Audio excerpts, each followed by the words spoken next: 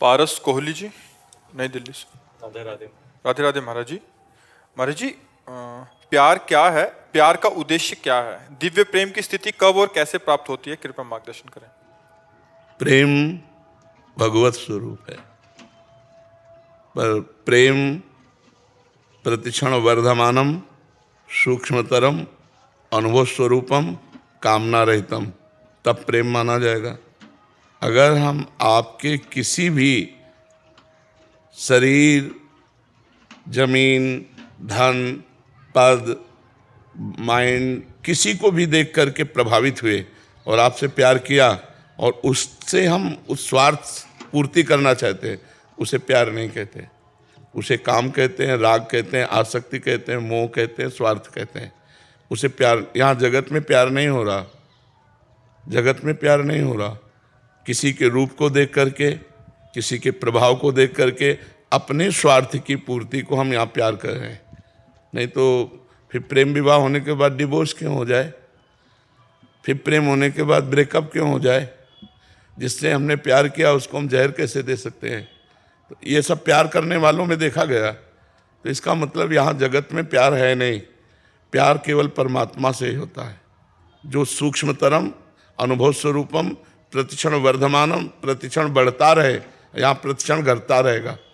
आपसे बहुत प्यार हुआ, फिर आपसे अच्छा कोई मिल गया तो उससे प्यार होने लगा, आपसे छूट गया, तो प्रतिक्षण वर्धमानम होना चाहिए। छूट कैसे गया? इसका मतलब प्यार नहीं, ये स्वार्थ है, ये काम है, ये आसक्ति है, राग है। तो प्रेम है भगवत स्वरूप, वो सिर्फ भगवान से हो सकता है, या भगवान मान के माता पिता पत्नी पुत्र परिवार किसी से भी किया जा सकता है, पर भगवत मान करके। अगर भगवान मान करके नहीं किया तो शरीर से प्रेम नहीं हो सकता, शरीर से राग होगा, काम होगा और भोग समाप्ति पर उससे घृणा हो जाएगी, उससे अच्छा कोई मिलेगा तो उसका त्याग हो जाएगा। प्यार का मतलब ऐसा नहीं होता। प्यार का मतलब होता है अगर हम आपसे प्यार किया है और आप इससे प्यार कर रहे हैं तो हम आशीर्वाद देंगे कि आप सदैव सुखी रहो, क्योंकि आपका उससे प्यार हो गया है तो आप सुखी रहो, आप सदैव कभी दुख ना पाओ। आप दोनों ऐसे अपने प्यारे को सुखी देखना प्यार का लक्षण है। संसार का प्यार ये है, अगर आप हमसे प्यार करते तो सिर्फ हमसे, तो ये प्यार नहीं। प्यार ये कहता है कि हम आपसे प्यार करते हैं और आप हमारा तिरस्कार करते हैं और उसको प्यार करते हैं, तो हम दोनों को आशीर्वाद देंगे, कोशिश करेंगे आप दोनों को मिला दें, आपसे कभी हम घृणा न करें, कभी नफरत न। ऐसा उदार प्यार कहाँ है? उदार प्यार तो सिर्फ परमात्मा में है। हमसे कितनी भी बड़ी गलती हो जाए आप हमें छोड़े ना, ये केवल परमात्मा से है। विमुख भय निमिषो न अकृपा, जब चितये तब वैसे, वो केवल भगवान ही ऐसे है। दूसरा, जन अवगुण प्रभु मान न काऊ, दीन बंधु अति मृदुल सो। यहाँ तो जरा सी त्रुटि हो जाने में, अपने स्वार्थ की आपूर्ति होने में क्रोध हो जाएगा, वो उसका तिरस्कार कर देगा, वो उससे संबंध विच्छेद कर देगा। तो यहाँ प्यार जगत में नहीं है, भगवान को लेकर के भाव करके, वो चाहे माता से प्यार कर ले, चाहे पिता से, चाहे पत्नी से, चाहे पुत्र से, चाहे कुत्ते से प्यार कर ले, किसी से भी कहीं भी, क्योंकि कहो सो कहाँ जहाँ प्रभु नहीं, हर जीव में हर कण में भगवान है। तो भगवान का भाव करके नामदेव जी ने कुत्ते से भाव किया तो विट्ठल भगवान वहीं प्रकट हो गए। भगवान का भाव करके माता पिता से प्यार किया तो विट्ठल भगवान आ गए दर्शन देने। तो हम अगर भाव करें परमात्मा का तब तो उसे हम प्रेम शब्द देंगे, और अगर भाव परमात्मा का नहीं है तो वही प्यार जो तुम कर रहे हो वो स्वार्थ है, वो काम है, वो आसक्ति है, वो राग है। प्रेम इतना महान है कि जितने ग्रंथ पंथ हैं सबके ऊपर विराजमान है। पोथी पढ़ पढ़ जग मुआ, पंडित भया न कोय, और ढाई आखर प्रेम के पढ़े सो पंडित होए, कबीरदास जी कह रहे। प्रेम पर अगर आ गया तो सब ज्ञान, पंडित माने होता है ज्ञानी, सब शास्त्रों को पढ़ लिया लेकिन प्रेम नहीं आया तो पोथी पढ़ पढ़ जग मुआ, पंडित भया न कोय, ढाई आखर प्रेम के पढ़े सो पंडित होए। और वही प्रेम दिव्य होता है, और प्रेम परमात्मा को अव्यक्त से व्यक्त कर देता है। जब भगवान शंकर और गौ ब्रह्मा देवता सब की रावण के अत्याचार से पृथ्वी दुखित हो रही थी, तो कहाँ चला जाए, कैसे भगवान को पुकारा जाए? तो भगवान शंकर ने कहा, ते समाज गिरजा में रहू, अवसर पाई बचन एक कहू, हरि व्यापक सर्वत्र समाना, प्रेम ते प्रगट होए मैं जाना।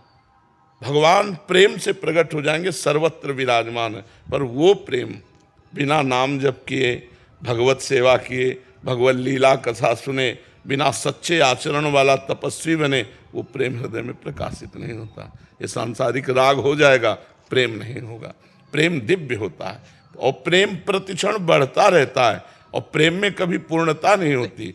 छिनई घटे छिन बढ़े सो तो प्रेम न होए, अघट प्रेम पिंजर बसे प्रीति कहावे सोए। और जब प्रेम आ जाता है तो अपना प्यारा अपने नेत्रों में बस जाता है, इतने नजदीक हो जाता है कि पी मूर्ति नयनन बसे ते रस रहाय समाए, ये लक्षण सुन प्रेम के और न कछु सुहाय, और न कछु सुहाय फिरे अपने रस मातो, कुटुम देहते जाए छूट सब ही विधि नातो, जहाँ जहाँ पिए की बात सुने खोजत तिन गैनन, हित ध्रुव छिन छिन ले प्रेम जल भरी भरी नैनन।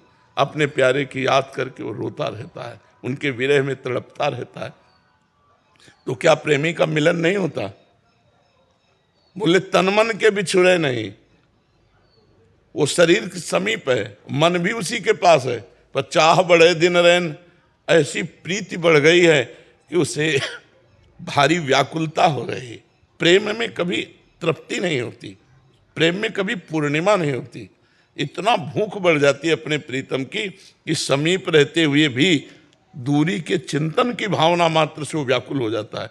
गले से लगा है, कहीं ये दूर ना हो जाए, ऐसी संभावना मात्र से उसके प्राण व्याकुल हो जाते हैं। तन मन के बिछड़े नहीं, चाह बड़े दिन रैन, कबों संजोग न माने, देखें भरी भरी नैन। अद्भुत चरित्र प्रेम का है। खूब नाम जप करे, भगवान की शरण में हो, भगवान के लीला चरित्र सुने, परोपकार करे, तो इसके प्रभाव से प्रेम प्रकट हो जाएगा। समझ पा रहे हैं हम? महाराज जी, आप तो हमारे नैनों में बस गए हैं सब। हमको इतनी आपकी फिक्र होती है कि क्या बताएं। हाँ, प्रेम का यही स्वभाव होता है। प्रेम प्रियतम की प्यारे की फिक्र होला, यही प्रेम का स्वभाव होता है। और प्रेम का ये प्रभाव होता है कि ये समझ में नहीं आता है कि ये सच्चिदानंदमय है या कुछ नहीं, वो मेरे हैं। और हमेशा लगा रहता है कि कब आए और कब आपके दर्शन मिले महाराज जी। एकांश वर्मा जी लखनऊ से। राधे राधे महाराज जी। महाराज जी, आपकी कृपा से नाम जप कर रहा हूँ, आपके बताए हुए मार्ग पर भी चल रहा हूँ और बहुत आनंद सा आ रहा है। आपने एक एकांतिक में बताया था कि जब हम नाम जप करते हैं तो भगवान हमारे पहले जो चाह होता है उससे पूरा करते हैं, जैसे कि विभीषण जी के साथ हुआ। तो क्या हमारे साथ भी ऐसा होगा? हाँ, सबके साथ ऐसा होता है। जो छुपी हुई वासना होती है, जब तक वो नष्ट नहीं होगी तब तक परम पद नहीं मिलेगा। तो या तो ज्ञान के द्वारा नष्ट कर दें और या भोगवा के नष्ट कर दें। एक कोल्ह जी और अल्लह जी नाम के दो भाई थे। तो जो बड़े थे वो बड़े धर्मात्मा थे, और जो छोटे थे वो राजा के राजकुमार का, बहुत ध्यान से सुनोगे तो इसका उत्तर मिल जाएगा। राजा के राजकुमार से उनकी दोस्ती थी, तो मांस खाना, शिकार खेलना, व्यभिचार करना, ये सब जो एक रजोगुणी जन करते हैं, राजा करते हैं, वो सब करते थे। लेकिन उनके बड़े भाई बड़े भगवत भक्त थे और वो अपने बड़े भाई को भगवान की तरह मानते भी थे, उनकी आज्ञा उल्लंघन नहीं करते थे। तो एक दिन बड़े भाई ने कहा, यार तुम अपना जीवन बर्बाद करते हो, चलो ना द्वारिकाधीश के दर्शन करते हैं। उनका जो आ गया, भगवान मानते थे, गए और पीछे मंदिर में से खड़े हो गए। आगे बड़े भाई ने कहा कि कुछ सुनाओ ना ठाकुर जी को। तो उनको सांसारिक गाने आते थे, तो उन्होंने एक दो छंद ठाकुर जी के आते थे, तो वो बड़े लय से भगवान की ब्रज लीला के पद गाए। जी गाए तो द्वारिकाधीश ने कहा, वाह वाह वाह वाह। तो उनके बड़े भाई को लगा कि जीवन हो गया सुनाते हुए, कभी नहीं बोले वाह वाह। और ये मांस खाता है, गंदे आचरण करता है, और एक पद सुना दिया, वाह वाह बोल रहे ठाकुर जी। ये तो सह गए वाह वाह सुनना, उन्हीं को सुनाई दिया ठाकुर जी ने वाह वाह कहा। थोड़ी देर में द्वारिकाधीश का पुजारी आया और कहा, छोटे भाई का नाम जो कि वो कौन से है? तो उनका पीछे, तो उनका नहीं, भगत है हमारे बड़े भाई। बोले नहीं, ठाकुर जी आपके लिए प्रसाद दिया। उनके गले में माला डाला, अब उनके हृदय में बड़ी जलन हुई कि मतलब वो पद जरा सा गा दिया तो वाह वाह कह दिया, उसके लिए प्रसाद भेजा ठाकुर जी का। और वो कह रहा है कि हम इतने, हमारे भैया भगत है, इनको दीजिए। ईर्ष्या बहुत सूक्ष्म वस्तु होती है, उनको बहुत ईर्ष्या लगी। ठाकुर जी से कहा तुम्हारे लिए पूरी जिंदगी दी और तुमने हमें प्यार नहीं दिया, और ये पाप करता है फिर भी इसको इतना प्यार दिया। ध्यान से सुनना। वो गए समुद्र में कूद गए कि मैं प्राण करूंगा। जब समुद्र में कूदे तो भगवान के पार्षद उनको दिव्य द्वारिकापुरी ले गए। तो जो हृदय की जलन थी द्वारिकाधीश के दर्शन करके शांत हुई। दिव्य भगवान का रूप। भगवान ने कहा आओ लाओ प्रसाद लाओ। जो उनके साथ, तो उनको बड़ा सुख मिला कि वहाँ तो ठाकुर जी की मूर्ति से यहाँ तो साक्षात भगवान दे रहे। बोले 2 पत्थर लगाओ। बोले दूसरा किसके लिए? बोले तुम्हारे भाई के लिए। फिर जल पड़ेगी, यहाँ भी भाई, यहाँ भी मतलब उसका आदर। तो उन्होंने भगवान से कहा कि यहाँ भी उसका इतना आदर। तो बोले तुम अभी इसी जन्म के भगत हो, वो पूर्व जन्म से, कई जन्म से भजन कर रहा है। वो महान तपस्वी और भजनानंदी विरक्त संत था। एक दिन वो एक उपवन में वाटिका में पड़ा हुआ था, तो वहाँ देखा है कि राजकुमार बहुत सी स्त्रियों के साथ हंसी खेल मजाक, राजा का राजकुमार।